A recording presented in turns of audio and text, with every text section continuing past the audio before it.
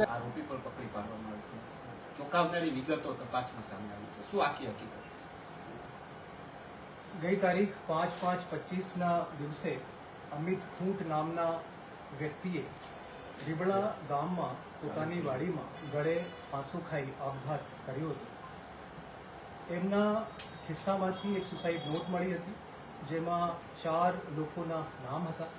તો ગોંડલ તાલુકા પોલીસ સ્ટેશનમાં તે સંબંધમાં ભારતીય ન્યાય સંહિતાની કલમ 108, 61(2) અને 54 મુજબ 4 વ્યક્તિઓ વિરુદ્ધ, જેમનું નામ છે અનિરુદ્ધસિંહ જાડેજા, રાજદીપસિંહ જાડેજા, એક સગીર બેની છોકરી અને પૂજા રાજગોર, એ 4ના વિરુદ્ધમાં આ ફરિયાદ દાખલ કરવામાં આવી હતી।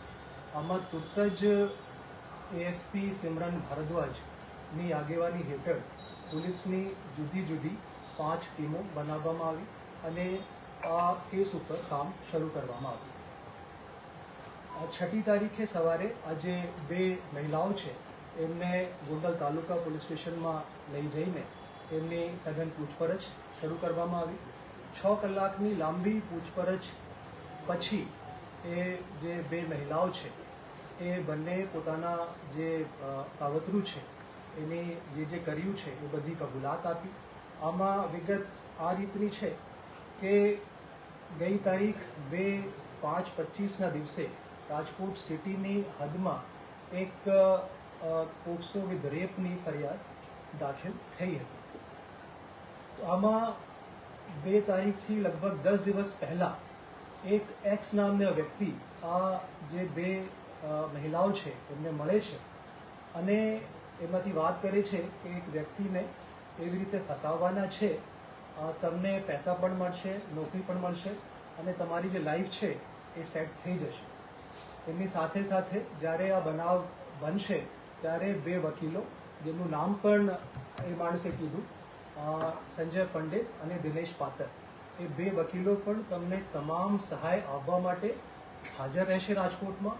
અને પોલીસ આમાં ફરિયાદમાં ના પાડે અથવા દેર કરે તો મીડિયાને બોલાવીને એ મીડિયામાં આપશે, જેથી કરીને પોલીસ ઉપર પ્રેશર બનશે અને પછી ફરિયાદ ઝડપથી દાખલ થશે। તો તમને ગભરાવાની કોઈ જરૂરત નથી। એ 2 વકીલો જે છે એ પણ તમારી તમામ લીગલ જે સહાય છે એના માટે ઉપલબ્ધ રહેશે। તો આ રીતની જે વાત છે એ જે વ્યક્તિ એક્સ છે આ બંને છોકરીઓથી કરી, એ જે 2 મહિલાઓ છે એમની સાથે એક ત્રીજી પણ મહિલા રહે છે। પહેલાં નક્કી કરવામાં આવ્યું કે ત્રીજી જે મહિલા છે એ આ જે કામ છે એને અંજામ આપશે, પણ એ પુખ્ત વયની મહિલા હતી।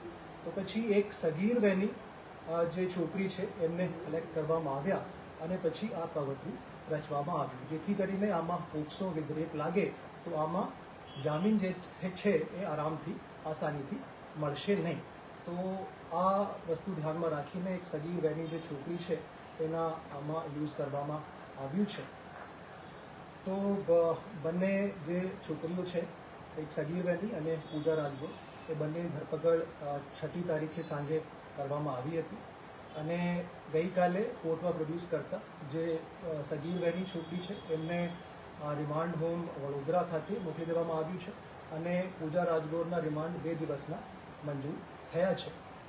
એના સિવાય ગઈકાલે અમે બંને જે વકીલો છે, દિનેશ પાતર અને સંજય પંડિત, બંનેની ધરપકડ કરી છે અને આ બંને વકીલોની જે પૂછપરછ છે અત્યારે ચાલુ છે। આજે સાંજે આ બંને વકીલોને કોર્ટમાં પ્રોડ્યુસ કરવામાં આવશે।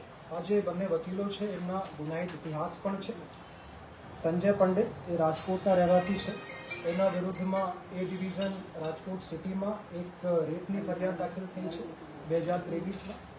ગાંધીગ્રામ પોલીસ સ્ટેશનમાં રાજકોટ સિટીમાં 2019માં એક એટ્રોસિટી એક્ટ હેઠળ એમના વિરુદ્ધમાં ગુનો દાખલ થયો છે। ગાંધીગ્રામ પોલીસ સ્ટેશનમાં જ 2022માં એક ફોર્જરીના કેસ એમના વિરુદ્ધમાં દાખલ થયો છે અને એ ડિવિઝન રાજકોટ સિટીમાં એક એક્સટોર્શનના કેસ સંજય પંડિત વિરુદ્ધમાં વર્ષ 2019માં દાખલ થયો છે। દિનેશ પાતર એ ગોંડલના રહેવાસી છે, એમના વિરુદ્ધમાં 2021માં ગોંડલ સિટીમાં એક છેતરપિંડીના ગુના દાખલ કરવામાં આવ્યા છે। જૂનાગઢમાં મહિલા પોલીસ સ્ટેશનમાં 498A હેઠળ એ ગુનો દાખલ છે અને ગોંડલ સિટી પોલીસ સ્ટેશનમાં 2021માં એક મારામારીની ફરિયાદ દિનેશ પાતર વિરુદ્ધમાં દાખલ થઈ છે. સર જે એક્સની વાત આવે છે